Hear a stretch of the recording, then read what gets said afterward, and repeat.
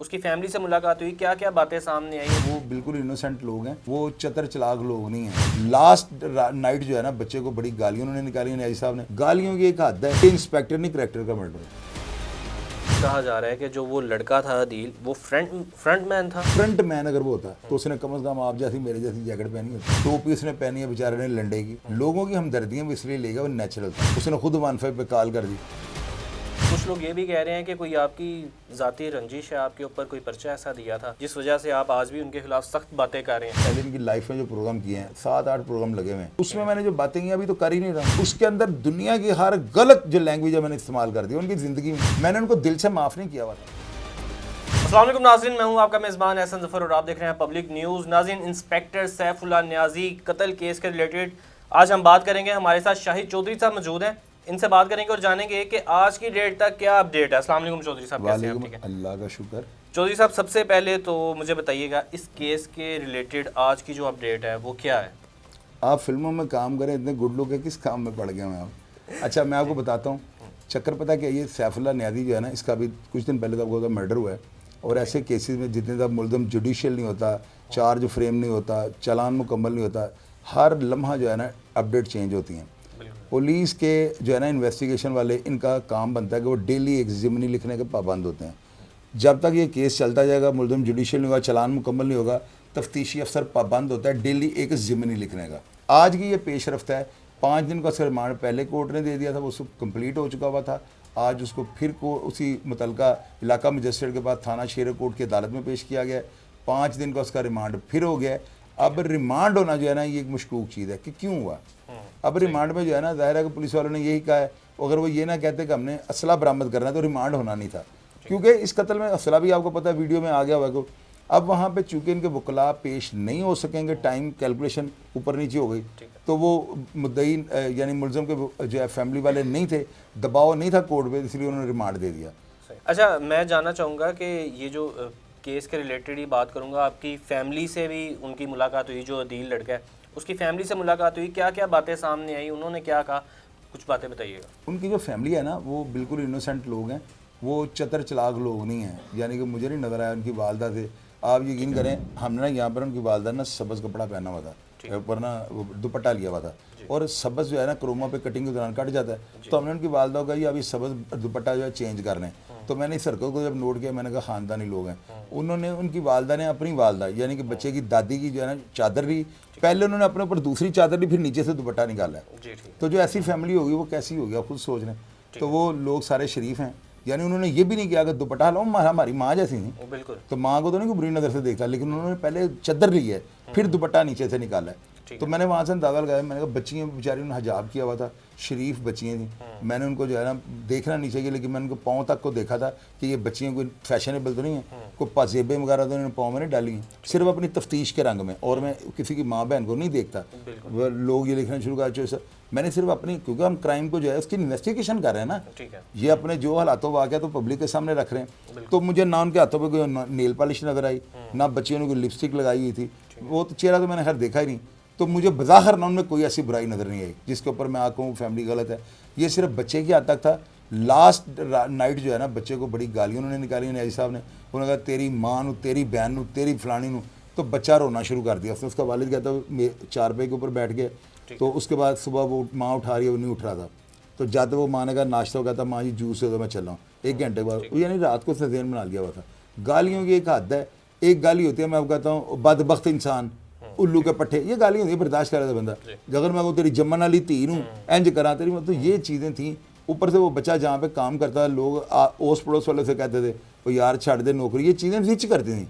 ये एक अमल का रद्द अमल है, और ये इंस्पेक्टर नहीं करेक्टर का मर्डर है। सही। अच्छा, मैं ये जानना चाहूँगा कि ये भी कहा जा रहा है कि जो वो लड़का था अदील, वो फ्रंट मैन था और वो रिकवरियाँ भी करता था, इसमें कितनी सदाकत? एहसन भाई मुझे ये बताएं, फ्रंट मैन अगर वो होता तो उसने कम से कम आप जैसी मेरे जैसी जैकेट पहनी होती, कम से कम उसको परफ्यूम लगे होते, उसको एनक रेबन की पहनी होती, उसके बालों से पता लग जाता। टोपी उसने पहनी है बेचारे ने लंडे की। कपड़े आप उसके देख लें, लास्ट टाइम जब वो गिरफ्तार हुआ है तो उसको मोबाइल लगा हुआ है, जूती उसकी फटी हुई है। घर के हालात मैंने उसके देख लिए हैं। एक बंदे ने मलेशिया से 1 लाख रुपया, बड़ा जेन्युइन आदमी इसने भेजा है, और लोग कह रहे हैं हम इनके, मैंने नंबर उनका दे दिया, देखिएगा लोग उनकी कितनी इमदाद करते। लोगों की हमदर्दियाँ वो इसलिए ले गया, वो नेचुरल था। उसने कहा जी मैं मारा है भाजी रोज गाला कट दे, भागा है। उसने खुद 15 पे कॉल कर दी। ये के सत्ते बंदे का तंग आमद बजंग आमद वाला काम हुआ है। तो इसमें मैं उस बच्चे के साथ मेरी हमदर्दियाँ ये हैं, वकील भी तो मुजरम को छुड़वाने के पैसे लेते हैं ना, तो मैं अपनी आखिरत के लिए उसका साथ दे रहा हूँ। कौन सी इसमें बुराई है? कोई भी अगर पाकिस्तान में ऐसा काम करेगा तो वकील तो कोर्ट दे देती है। आप ये कहें कि इसका वकील कोई नहीं होगा, ये गलत बात है। वकील तो अदालत ने सरकारी वकील को कहना तुम बहस कर दो।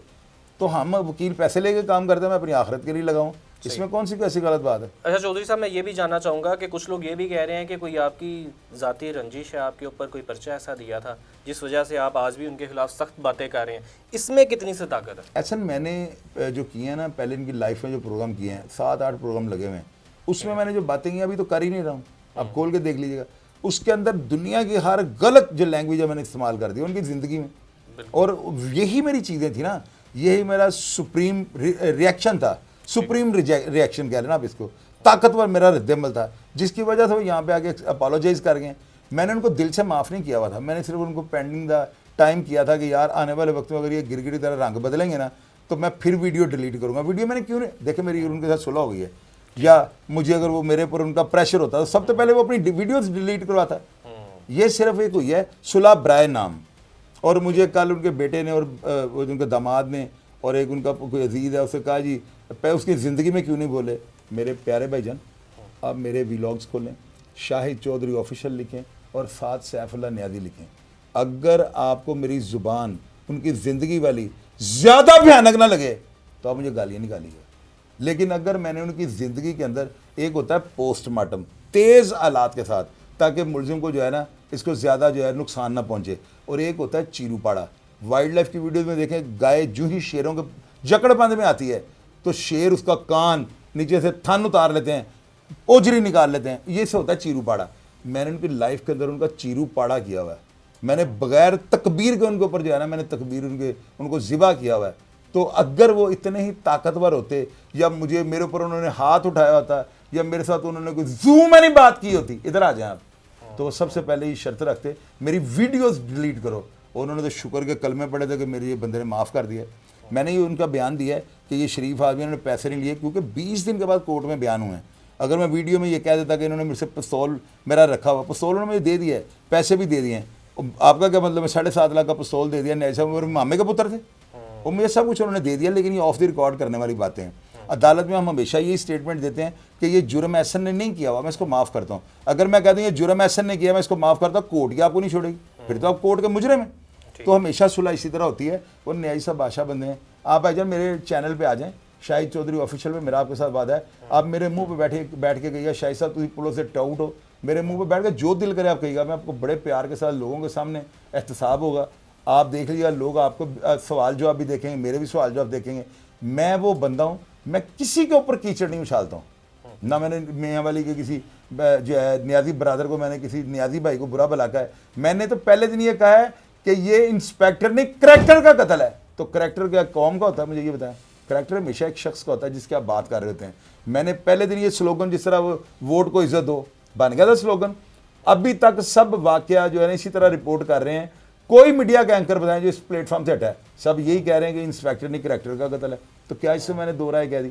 आप और इनका बेटा बाबर नियाज़ी मेरे फॉर्म पे आ जाए, बिल्कुल आपको कसम आपके पैदा करने वाली। मुझे ये पूछिएगा आपने ये लफ्ज़ क्यों इस्तेमाल किया, मैं आपको पुरानी वीडियो खोल कर दिखाऊंगा, मैंने उसमें भी ये कहा हुआ, इसमें कौन सी बुरा बनाने वाली बात है? अच्छा चौधरी साहब, मैं ये कोई एक लफ्ज़ ऐसा जो मैंने अब कहा है मैं आपको ना दिखा सकूँ तो जो चोर की सजा वो मेरी सजा। ठीक है। अच्छा चौधरी साहब, मैं ये जानना चाहूँगा आपसे कि सैफुल्लाह नियाज़ी को इतने सख्त अल्फाज में लोग क्यों याद कर रहे हैं, इस बारे में बताएं। आप मुझे एक बात बताएं, लोगों के अंदर जो था ना, आपको ये नज़र आ रहा है ना कि लोग हम गुस्से का इजहार कर रहे हैं, क्यों कर रहे हैं? पहला पुलिस का इंस्पेक्टर कत्ल हुआ है तो लोग इस तरह कर रहे हैं। ये लोगों के अंदर ना एक दबाव था, ठीक है, एक प्रेशर था। मैं तो ये कहूँगा ये महकमा पुलिस में जो है ना हमारी पुलिस का सदका उतर गया, मैं तो ये कहता हूँ। और उनके बेटे को ये चाहिए, जितना लोग नीचे तौबा मेरी अस्तगफार उनके वालिद साहब या उनके ससुर को कर रहे हैं ना, ये मैं उनके बेटे बाबर को पैगाम दे रहा हूँ, उसको ये चाहिए दुनिया के अंदर वो हीरो बन जाएगा। खुदा की कसम 25 करोड़ आवाम उसके पीछे खड़ी हो जाएगी, ये बच्चा सबसे ज़्यादा ग्रेट है। उसका काम बनता है अब रिमांड से पहले पहले इसको अदील को माफ़ कर दे। अगर वजह यही है, अगर पीछे कोई हैंडलर है, किसी ने मरवाया है, तो फिर उसको फांसी दिलवाए। लेकिन अगर उस बच्चे ने आगे अपनी अक के उसने गिरफ्तारी दे दिया, भागा ही नहीं, उसने पिस्तौल भी वहीं पर आदमी मार देता, भाई गालें बढ़िया काट देता। उसकी शक्ल देखें, उसमें कोई गरूर तकब्बुर है, वो तो उसमें आजिज़ी मस्कीनी और उसकी बेचारे की ना बेबसी नज़र आ रही है।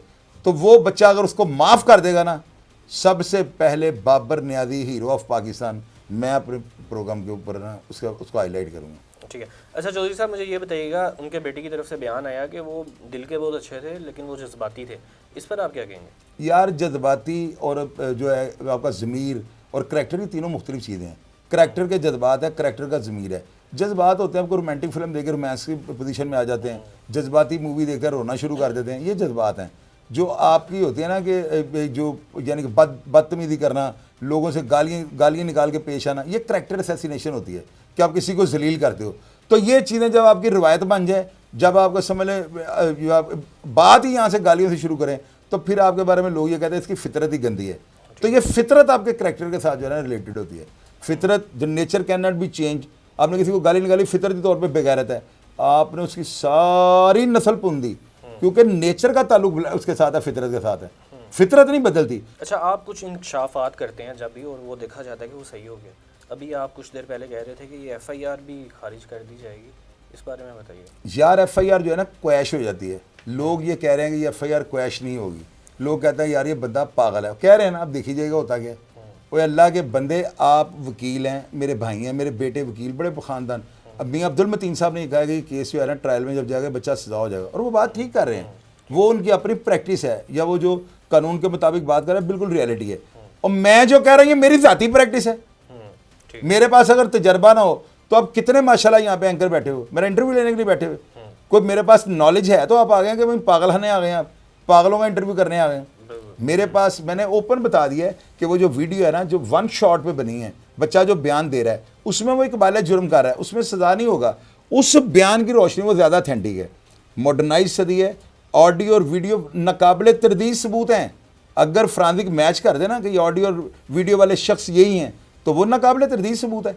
तो ये वीडियो नाकाबिले तरदीद सबूत है। इसकी रोशनी में FIR का मतन सारा क्रॉस कैंसिल हो जाएगा। FIR कैंसिल हुई तो मुलजम ऑलरेडी छुट जाएगा।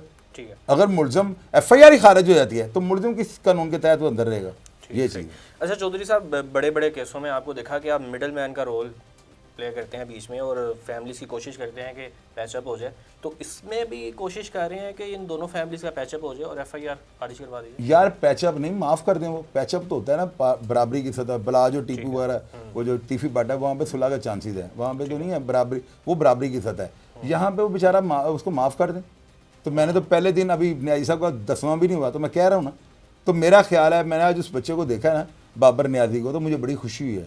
मुझे वो लड़का बड़ा जीनियस लगा है, बड़ा अच्छा लगा है, और उसने जिस तरह से यानी बातें की है ना कि ये अभी हमें नहीं बता सकते, इसका मतलब कोई लचक उसके दिल में पैदा हो गई है। यार वो भी इंसान है, खुदा की कसम, ला इलाहा इल्लल्लाह मोहम्मद रसूलुल्लाह न्याजियों के बारे में जो मैंने सुना हुआ है ना, मेरा दिल पता नहीं क्यों जवाब दे रहा है, मेरा दिल क्यों अंदर से आवाज़ दे रहा है, वो जो बेटा है ना उसको माफ़ कर देगा।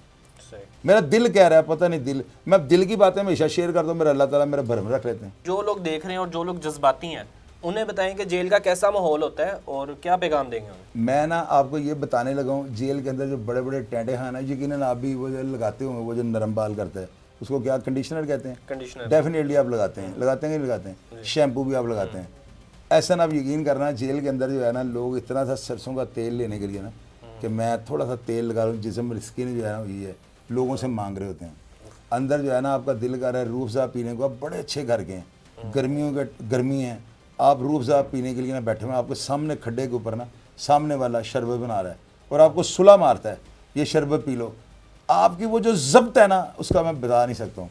उसके बाद जब आपकी माँ बहन आपको शेड में, आप माइंड ना कीजिएगा, मैं अपनी माँ बहन कह देता हूँ, जब हमें शेड में मिलने के लिए आती है ना, तो वो किसी कांस्टेबल के पास खड़ी होकर पूछती है मेरा एहसन नहीं आया, मेरा शाहिद नहीं आया, तो वो 2 मिनट वैसे खड़ी होते हैं। दूसरे लोग जो होते हैं वो कहते हैं अभी शाहिद की अम्मी ना फंस गई, लोग ये कहते हैं बहन, खड़े होने से वो स्कैंडल बन जाता है। उस वक्त हमारी गैरत कहाँ पे जाती है?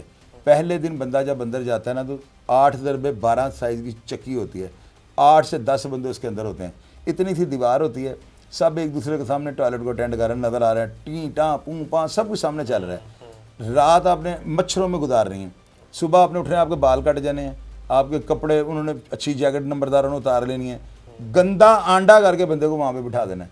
आपको देखने वाला पहचान नहीं सकेगा ये वो है। अब उसके बाद घास में से पत्ते उठाएं, सारा दिन लगे रहें। लंगर की दाल जब पहले दिन आने ना, आपके पास बर्तन नहीं होना, और आपने जो दाल का डब्बा होता है उसका ढकना होता है ना, आपने उसको उल्टा करना है, उसके अंदर उन्होंने दाल डाल देनी है। 8-10 बंदे, आप एक एक 2-2 रोटियां हाथ में पकड़ी होंगी, जेल की नफरी हैं, और आप लवारसों की तरह उस दाल के, हालांकि बाहर आप किसी को अपनी प्लेट में नहीं खाने देते। खुदा की कसम, ऐसा ला इलाहा इल्लल्लाह मोहम्मद रसूलुल्लाह, मैंने मुल्तान जेल में एक गंदे बंदे के गिलास में मैंने रोटी भिगो के खाई थी। उसके साथ कोई बंदा जेल, इतना गंदा था वो, मजबूरी थी, तो मैं रो रहा था, मेरे आंसू उस चाय के गिलास में गिर रहे थे। मैंने कहा था यार अगर ये बदला था तो मुझे नहीं लेना चाहिए था। हालांकि मैं कभी ऐसी बात नहीं सोचता होता था। मैं कहता बदला, मैंने पूरी जेल में ये कहा था मैं बदला लेता है, बदला ले, मेरी नज़र में बदला प्राउड था, मैं बदले को कत्ल ही नहीं समझता था। तो जेलों के अंदर बंदे रुल जाते हैं, माएँ बहनें ख़राब हो जाती हैं, बंदा गैरत के चक्कर में अंदर जाता है, बाहर भैन जेल दे सिपाही अल्लाह यार ना फस जाती, अल्लाह यार से मोटरसाइकिल बढ़ा के झूठ रहा होंगे, मदद लुट रहा होंगे। तो ये चीज़ें होती हैं। हमारी माएँ बहनें जो हैं बेचारी बेबस होती हैं, जेल के अंदर जाकर खड़े होकर बड़ी जलालत होती है, तौबा मेरी अस्तगफार, वहाँ पे कोई ताज़ा वाल मिलता है तो उसके वो बेचारी सेट हो जाती हैं। बस ये चीज़ है, इसकी सैकड़ों मिसालें हैं, सैकड़ों मिसालें हैं, ये मेरी बात याद रखिए। ठीक है, बहुत शुक्रिया चौधरी साहब, आपके वक्त था। जी नाज़रीन, हमारे साथ शाहिद चौधरी साहब मौजूद थे, इनकी गुफ्तगू आपने मुलाहिज़ा की। इसके साथ ही अपने मेज़बान एहसन ज़फ़र को दीजिएगा इजाज़त। अल्लाह हाफ़िज़।